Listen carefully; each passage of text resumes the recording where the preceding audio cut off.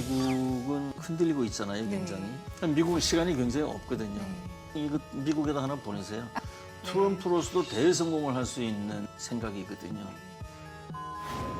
하게 되면은요, 오히려 남북 간의 분쟁이 핵무기가 있을 때보다도 더 심해질 수 있습니다. 역사적 대실수를 할 공산이 굉장히 커요, 지금은. 뭐 다른 건 몰라도 문재인 대통령이 이 방송만큼은 봤으면 좋겠네요. 그 미중 전쟁도 그렇고요. 무궁화 꽃이 피었습니다도 그렇고 사드도 그렇고 또 뭐 핵이라는 이슈를 굉장히 이제 깊이 있게 다뤄오셨는데요. 지난 4월 27일 문재인 대통령과 김정은 위원장 간의 판문점 남북 정상회담 이거를 보시면서 아주 각별한 감회가 있으셨을 것 같아요. 어떤 생각을 하셨습니까? 예, 전체로 보면 이제 시대가 확실히 변한다. 이건 분명해지는 거고요. 결국은 김정은이 움직이게 된 것이 이 모든 것이 이제 김정은이 올림픽에 나가겠다 등 결정해서 된 거 아닙니까? 물론 그 앞서서 우리 정부가 굉장히 애를 썼죠. 그렇죠. 뭐 신베를린 선언으로 여러 가지 제안도 하고. 그렇습니다. 네. 예. 그러나 결국 이제 김정은이 움직이게 된 동기가 뭐냐? 그거는 도저히 견딜 수 없을 정도의 네. 말려줘야 될 중국까지도 가담할 수밖에 없는 이 세계적 제재. 네. 그다음에 언제 시작될지 모르는 미국의 그 치명적 공격. 네. 거기에 이제 이 겁이 나서 움직이는 거거든요. 그런 부분을 우리가 이제 이 혼동을 하면은 안 된다. 그래서 이것이 우리가 좀 더 구조적으로 보고 이 미국의 이제 이 그러한 압박에 북한이 움직였는데 이것을 어떻게 우리가 이어가고 성공적으로 할 것이냐. 아직도 그 강대국들의 생각은 다르고 거기서 우리가 냉철하게 그들의 속내를 알아가지고 해나가야 되겠다 하는 좀 더 크게 보자 이런 뜻이죠. 네. 그러니까 중국과 미국의 이해관계 혹은 뭐 러시아나 일본까지 포함한 우리 한반도를 둘러싼 열강들의 이해관계와 구도가 어떻게 바뀌는가 이걸 우리가 지금 주목해야 될 때다 그런 생각을 하시는군요. 그렇습니다. 우리가 너무 이 남북이 잘해서 이게 되고 있고 남북이 맘만 먹으면 못할 게 없다 이런 식으로 생각하게 되면은 그 전혀 생각지도 못했던 그 거대한 덫에 빠질 수가 있거든요. 왜냐하면 미국의 속내도 간단하지가 않거든요. 미국으로서는 북한 핵을 없애는 것이 아주 중요하지만 그동안 또 북한 핵으로 말미암아 가지고 덕을 봐온 측면도 많거든요. 미국은 여타 국가하고 달리 경제에만 올인하면 되는 나라가 아니라 그 달러를 유지해야 나라가 살거든요. 달러를 유지하는 힘은 군사력에서 나오는데 군사력을 계속 증강시키고 지금 현재도 미국은 경제가 많이 어려워졌는데도 군사력은 더 늘리고 있지 않습니까? 근데 이제 미국의 군사력을 크게 증강시키고 하는 데는 북한이라는 그 아주 악동이 아주 큰 역할을 한 거거든요. 지금 이제 그 북한하고 잘 되면 그걸 포기해야 되는데 시쳇말로 트럼프가 이 단물만 쪽 빼먹고 버릴 수도 있는 거예요. 왜냐하면 북한 문제가 아주 쉽게 풀려버리면은 미국의 그 거대한 군사력, 군수산업, 그다음에 군사를 향한 지향점 이런 게 전부 와해돼 버릴 수도 있거든요. 그래서 미국으로서는 북한이라는 카드를 그냥 놓기는 참 아깝다. 쉽지 않다 이런 부분이 있거든요. 그러니까 이게 잘 되는 것처럼 진행을 하다가 어느 순간에 결렬을 시켜버릴 가능성도 있다는 말씀이시군요. 북한이 따라올 수 없는 그러한 어려운 숙제를 계속 줄 수가 있죠. 북한은 이번에 그 김정은이 워낙 겁을 먹고 하는 거기 때문에 미국이 하자는 대로 합의를 하고 그 합의 내용대로 잘 지키려고 할 거예요. 그러나 우리 눈에는 아주 그 모든 걸 선의로 다 앞서서 끌어가는 것 같은 미국이 오히려 보이지 않는 속내를 드러낼 수도 있다. 더 위험한 것은 뭐냐면은 중국이거든요. 남한, 북한, 미국이 잘 합의를 한다. 그래서 핵을 포기하고 종전 협정을 하고 제재를 푼다. 그러나 한국 기업이 그 투자하겠습니까? 지난 60, 70년간의 경험으로 봐가지고 정부가 개런티하는 개성공단에 들어간 조그만 기업들도 그 낭패를 보는데 지금까지의 경험은 그거였죠. 그렇습니다. 예. 거대 기업이 북한에 들어간다는 생각도 할 수가 없고요. 게다가 그 정부가 북한에 얼마를 지원하겠다. 네. 그것이 그 국회에서 쉽게 통과가 되겠습니까? 액수가 어떻고 뭐 티격태격하고 그러면 그 빈자리를 누가 들어옵니까? 중국이 들어옵니다. 중국에서 가겠죠. 예. 중국에게 북한은 이게 그 단순한 투자의 대상이 아니거든요. 중국 지도를 잘 보면은요. 네. 동서남북이 전부 비민주 국가예요. 네. 그걸로 삥 둘러싸여 있어요. 남북 통일이 되면은 우리 한국은 이 민주주의에 미친 나라거든요. 이 광화문의 촛불이 바로 천안문으로 직수입된다고 보기 때문에 네. 그럼 중국이 가장 무서워하는 거는 공산당의 일당 독재가 흔들리는 붕괴와 거. 멸망이거든요. 네. 그 중국이 그걸 제일 무서워하기 때문에 죽어도 북한을 양보하지도 않고 죽어도 남북 통일을 두고 보지도 않습니다. 네. 그러니까 남북 통일이라는 것, 중국이 공산당 독재라는 것과 시장 경제가 굉장히 위태위태한 동거를 하고 있는데 이 체제에서 공산당의 어떤 그 존립을 위협할 수 있는 민주주의가 직수입되는 통로가 된다. 이 점을 굉장히 두려워하고 있다는 말씀이시군요. 과거에도 보면은 이제 우리나라가 1919년에 3.1운동 일어나지 않았습니까? 네. 그 다음에 이제 천두쇼 이런 개혁적인 사람들이 5.4운동을 일으키거든요. 3.1운동을 그대로 본단 거예요. 그때도 중국이 수입을 해갔다는 거죠. 그럼요. 3.1운동. 그럼요. 그래서 중국이 순망치한 할 때에 왜 순망치한이라는 말을 쓰느냐. 순망치한이라는 것은 네. 한국의 민주화가 들어오는 거를 북한이 막아주는 입술이다 이거예요. 네, 네. 그렇기 때문에 자본 논리는 말할 것도 없고 국가 전략 베이스에서 어마어마한 투자를 네, 해서 네. 북한을 탁 먹어버리게 돼 있는 거죠. 이대로 그냥 가면은 바로 중국의 품에 북한을 밀어주는 꼴밖에 안 되죠. 그런 것도 우리가 다 생각을 해야 된다는 네. 뜻입니다. 그러니까 우리가 정말 지금 모든 게 잘 될 거야라는 낙관주의는 잠깐 밀어두고 우리가 닥칠 수도 있는 논리적인 시나리오를 잘 예상해서 치밀하게 대응을 해야 되겠군요. 그렇습니다. 중국이 북한을 접수하게 되면은요, 오히려 남북 간의 분쟁이 핵무기가 있을 때보다도 더 심해질 수 있습니다. 우리 전쟁이라는 게 뭡니까? 전쟁은 경제학적으로 얘기하면은 짧은 시간에 큰 돈을 쏟아붓는 걸 얘기하잖아요. 그렇죠. 북한이 도발을 하지 않는 거는 돈이 없기 때문이거든요. 그래서 중국이 뒤를 받치면 돈이 엄청나게 많아지지 않습니까? 그러면은 중국과 미국의 대결, 중국, 러시아와 미국의 대결 이런 상황이 될 때에 그 북한이 중국이 돈으로 이렇게 장악하고 있으면은 나쁜 쪽으로 우리에게 나쁜 쪽으로 작용 안 한다는 보장이 없지 않습니까? 이제 곧 북미 정상회담이 예정돼 있지 않습니까?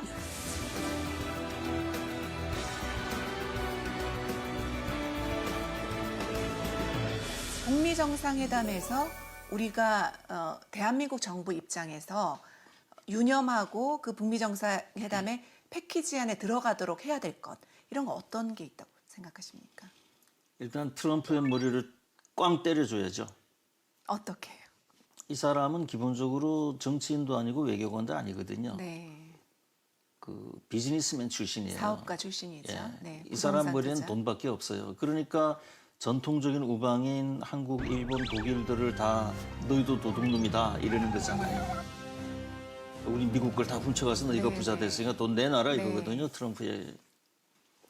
근데 트럼프가 이제 워낙 치적이 없기 때문에 지금 북한 핵 포기가 이 사람에게 굉장히 중요해요. 그렇죠. 그런 자기의 치적을 홍보하는 차원에서 중요한 거예요. 그 이상은 아니거든요. 네. 그럼 우리가 이제 지금 잘 연구를 해가지고 단순히 홍보상의 치적만이 아닌 진짜 미국이 신이 나서 한반도의 변화를 그냥 온몸을 다해서 도와줄 수 있는 그런 방법을 우리가 연구를 해내야죠. 미국의 모든 문제는 다 경제인데 그래서 우리가 미국의 경제 위기를 해소해 줄 수 있는 방법과 북한을 연동시키면 네, 네. 은 최고가 되겠죠. 예를 들면 어떤 게 있을까요? 자, 이제 미국의 고민은 뭐냐면은 가장 큰 건 무역 수지 적자거든요. 미국 물건은 팔리지가 않아요. 네. 그러나 미국민들은 전 세계의 물건을 다 수입해서 쓰거든요. 그렇죠. 특히나 중국의 이제 저가 소비재를 많이 사다가 싸게 쓰죠. 그렇습니다. 중국 물건 없이는 하루도 못 견디는 게 미국이에요. 예. 네. 미국은 중국과 원 슈퍼 파워를 놓고 좀 무서운 대결을 하고 네, 있지 않습니까? 네, 네. 그러면서 전부 중국 걸 갖다 쓰고 있는 게 네, 미국의 모순이요. 대결을 하면서 그 집 물건을 사다 쓰죠. 돈을 주면서. 질 수밖에 없는 네, 거예요. 네. 그래서 우리가 문재인 대통령이 미국에 가서 트럼프에게 네. 한국의 경험과 자본과 네. 기술이 북한의 노동력을 도와주면은 중국이 생산할 수 있는 모든 걸 북한이 더 잘 생산할 수 있다. 그렇죠. 더 싸게. 그럼 이제 트럼프가 이렇게 얘기할 거 아니에요.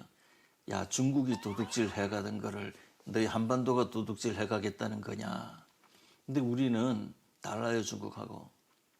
지금 북한은 뭐가 필요하냐면은 대대적인 산업 개발이 필요하지 않습니까? 네. 네. 설비 투자가 많이 필요하겠네요. 그렇습니다. 예. 그래서 미국의 소비재는 우리가 쓸 게 없지만 미국의 생산재는 세계 제일이지 않습니까? 그렇죠. 그러니까 우리가 그 어마어마한 소비재를 공급을 하고 그 벌어들이는 돈으로 전부 미국의 생산재를 사는 거예요.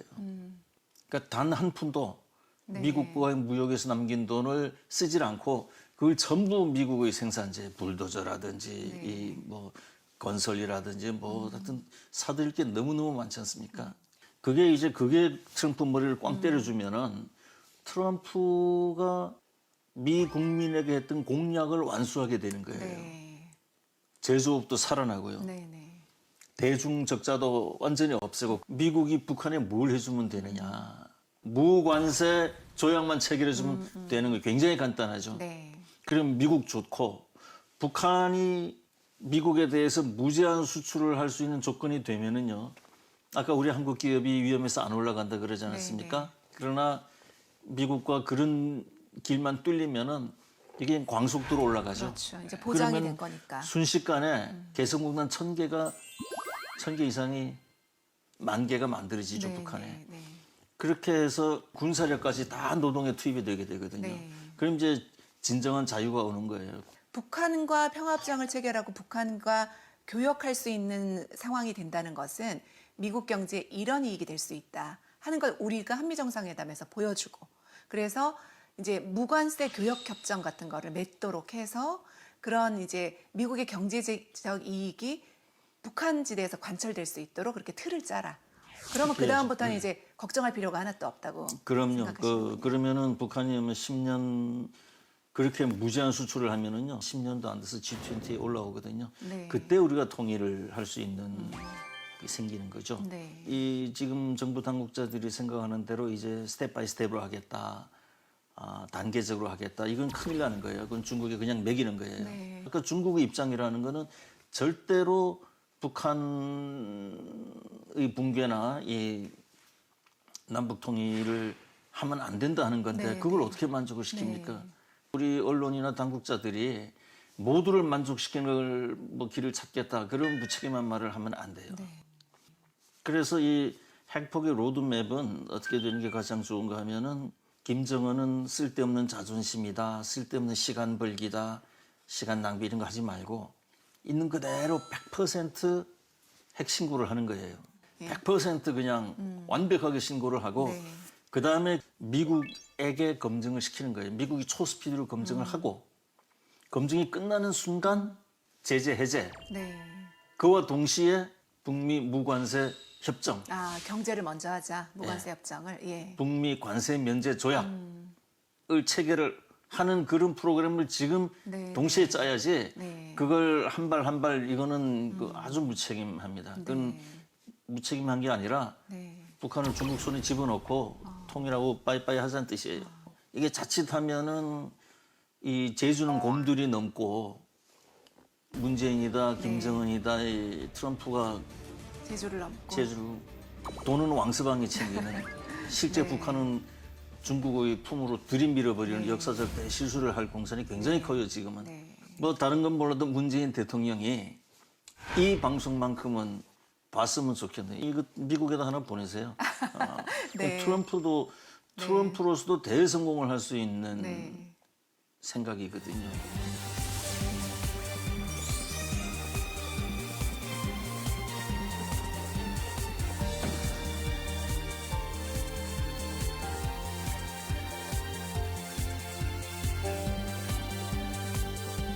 지금 이제 미국은 흔들리고 있잖아요, 네. 굉장히. 미국은 시간이 굉장히 없거든요. 네. 하나는 군사 충돌로 끝나거나 하나는 세계적 공황이 오거나 또 우리가 그 얘기는 뭐냐면은 이제 2014년에 소설 사드가 나왔던가요? 그 소설 사드에서 박근혜 정부가 사드를 결국 배치를 할 거다 이렇게 예견을 하셨는데 실제로 그게 적중을 했고요. 문재인 대통령은 대선 후보 시절에는 사드 배치에 대해서 굉장히 비판적이었는데 이제 집권을 하고 난 후에는 사드 배치의 후속 조치를 강행하자 이렇게 지금 진행이 되고 있고 성주 주민들은 아직도 격렬하게 저항을 하고 있어요. 지금 이런 상황에 대해서 어떻게 보십니까? 일단 문재인 대통령은 가장 뚜렷한 캐릭터가 뭐냐면 정의예요. 사회를 보는 시각이 딱 고정돼 있어요. 네. 정의가 제일이다. 이 그분의 큰 장점이죠. 또 문제점이기도 해요. 경제에 대해서도 이 사람은 어떻게 생각하냐면은 사회가 정의로워지면 경제는 저절로 되게 돼 있다 이렇게 생각하는 거예요. 근데 시간이 좀 지나면은 네. 문재인 대통령이 경제가 굉장히 중요하다 쪽으로 선회를 하게 돼 있어요. 아, 돈을 암만 풀어도 이거 기업을 통해서 나가게 돼 있고 고용을 해도 반드시 기업을 통해서 해야 되는구나. 그러면은 이거 경제와 정권이 친하게 이렇게 나가야 되겠다. 이걸 깨닫게 돼 시간이 필요한 거죠. 네. 지금 사드도 이제 야인으로 있을 때하고 달리 막상 나라의 운명을 맡는 국군 통수권자가 되고 보니까 그때하고 생각이 바뀌는 거죠. 네. 아니면은 맞진 않지만 정권이 바뀌었다고 해서 전 정부가 결정한 걸 뒤집는 것이 옳지가 않구나 이렇게 생각했을 수도 있을 거예요. 그러나 어찌되었든 지금 대통령이 그렇게 이 변화하고 있는 것은 많은 국민에게 안심을 주고 있다. 이런 면에서 굉장히 긍정적이라고 보고요. 네. 성주 지역민들에 대해서는 계속 얘기를 들어주고 매를 맞고 하면서 네. 끊임없이 설득하는 작업밖에는 현재는 다른 길은 없게 돼 있네요.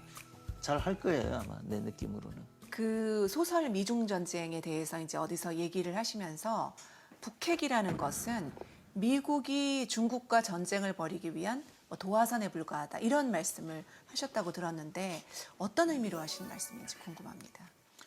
지금 이제 미국은 흔들리고 있잖아요 굉장히. 네. 그 경제가 흔들리는 거거든요. 보통 나라 같으면 경제가 흔들려도 뭐 좀 어려운 데로 살면 되는데 네. 이 미국은 굉장히 좀 특수한 나라예요. 이 달러를 지키지 못하면은 미국이 붕괴할 수 있는 나라예요. 예. 이 뉴스에 이제 양적 완화라는 말을 쓰지만 사실 네. 달러를 무제한 찍어서 거죠. 위기를 모면하는 거거든요. 네.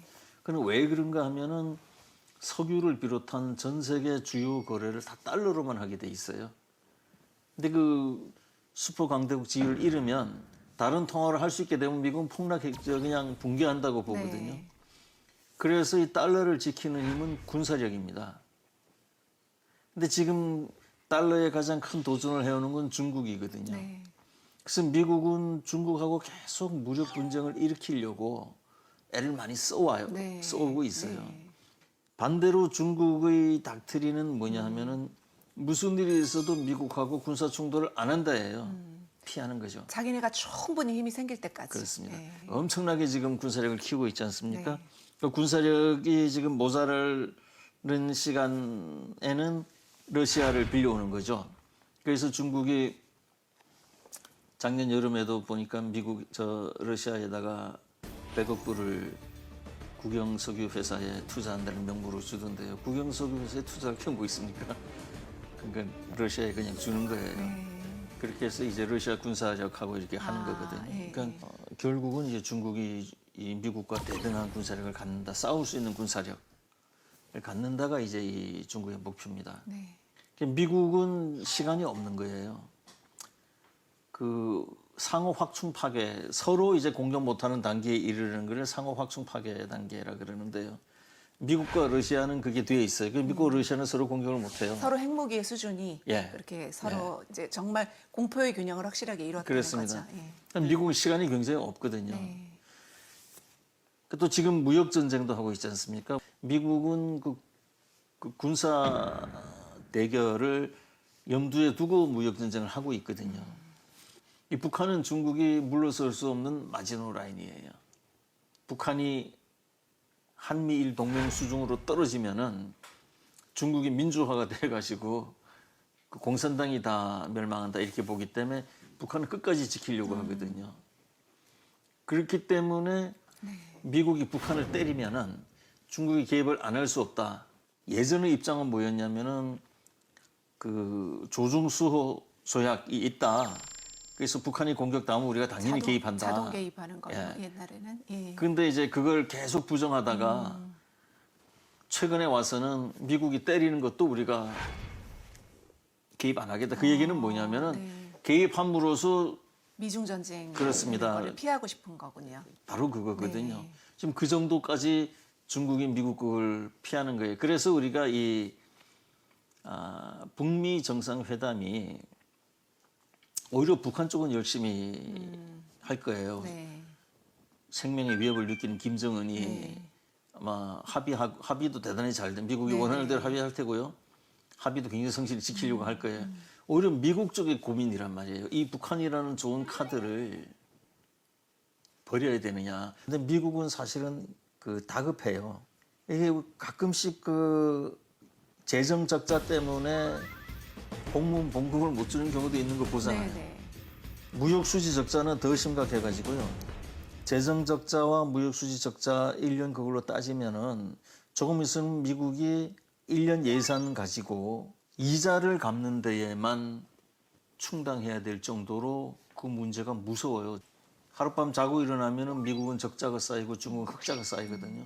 유로화나 위안화나 이런 게 달러 대신 쓰이기 시작하면은 미국은 무섭게 그러니까 붕괴하는 거죠. 중국이 지금 아직은 군사력이 미국을 못 쫓아오고 있지만 조만간 그렇게 군사력에서도 미국에 도전할 만큼 성장을 해서 미국의 압도적인 그런 어떤 슈퍼파워로서의 영향을 위협하기 전에 군사적으로 좀 치는 게 우리한테 유리하다.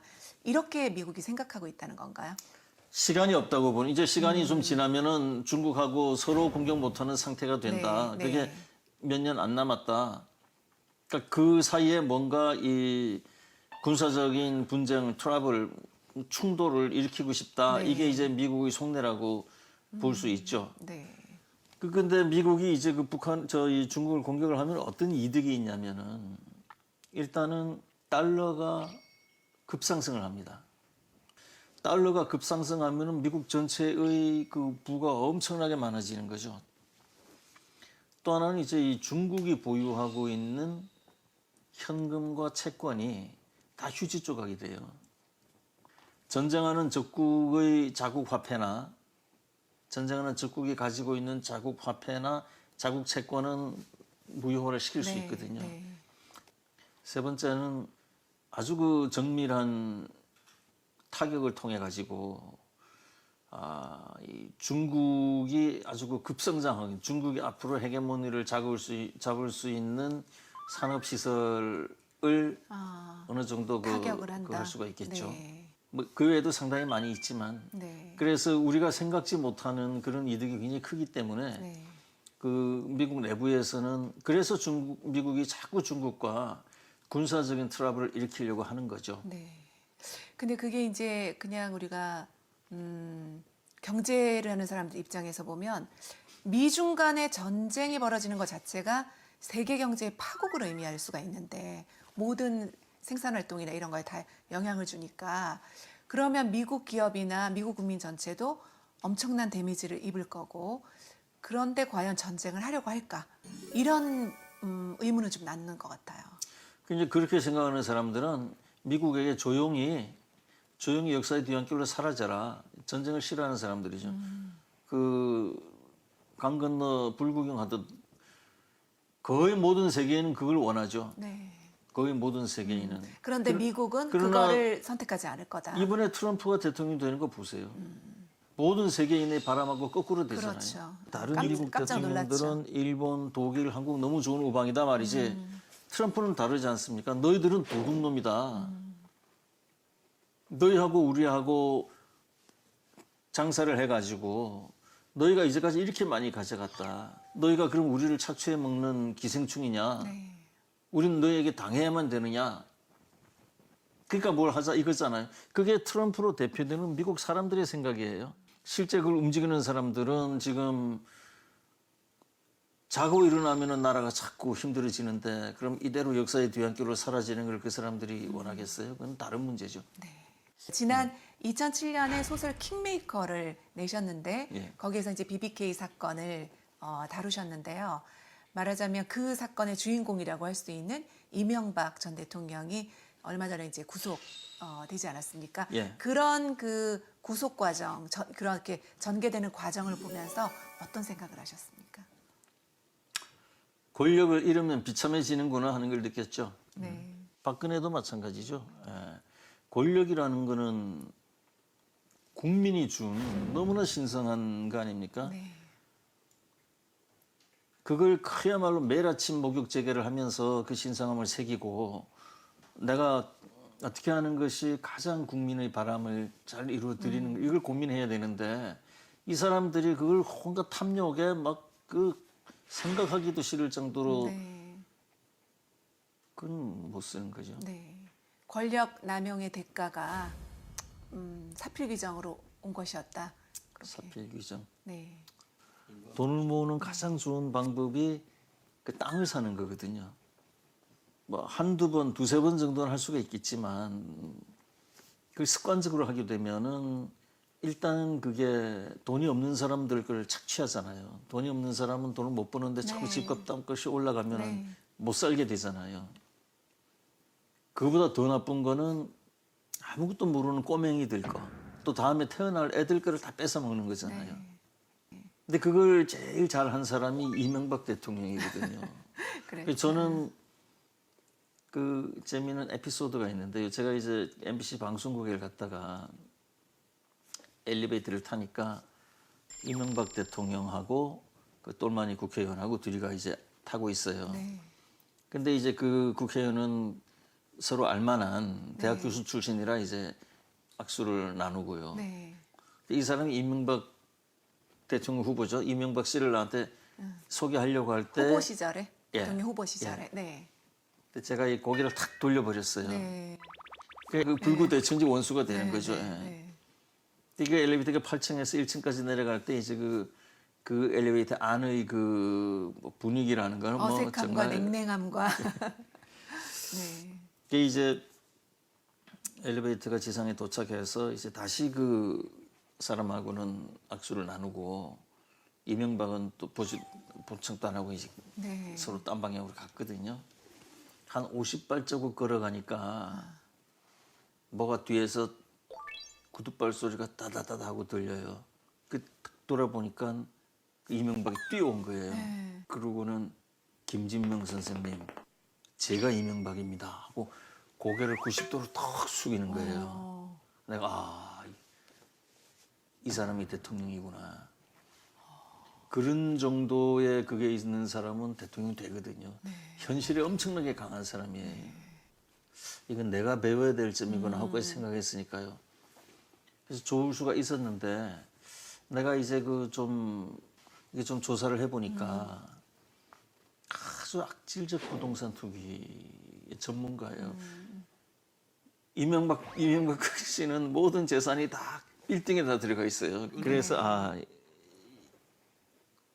그 사람이 이제 당선이 확실할 무렵에 제가 이제 검찰청에 갔죠. 네. 가서 이미 그 당선이 확실한 거 어떻게 바꿀 수는 없고요. 다만 이런 사람이 대통령이 되면 나라의 정기가 애들 교육이면 뭐면 나라의 정기는 어떻게 되겠느냐는 걱정 하나하고 또 하나는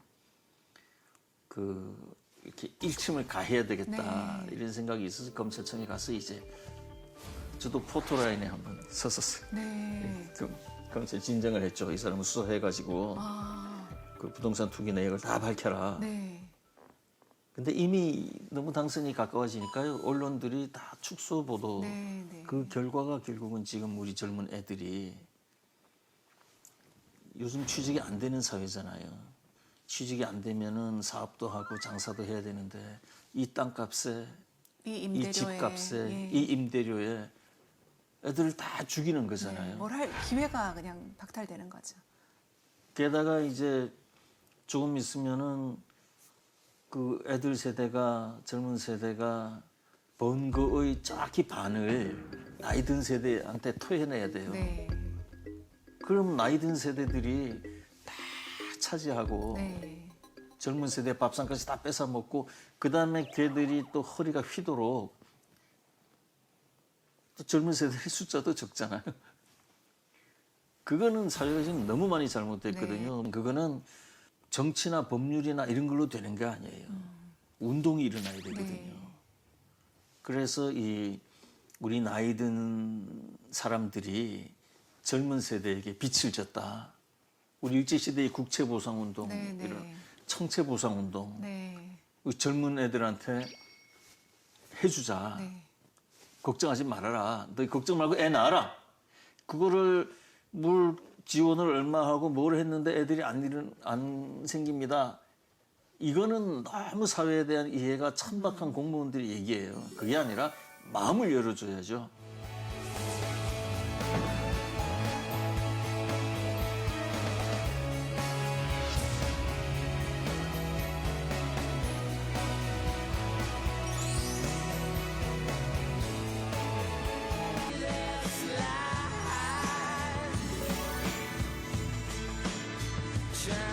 역사와 현실을 넘나들며 허구 속에서 진실을 드러내는 거침없는 이야기꾼 김진명.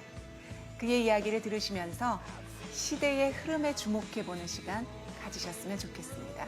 함께해 주셔서 고맙습니다.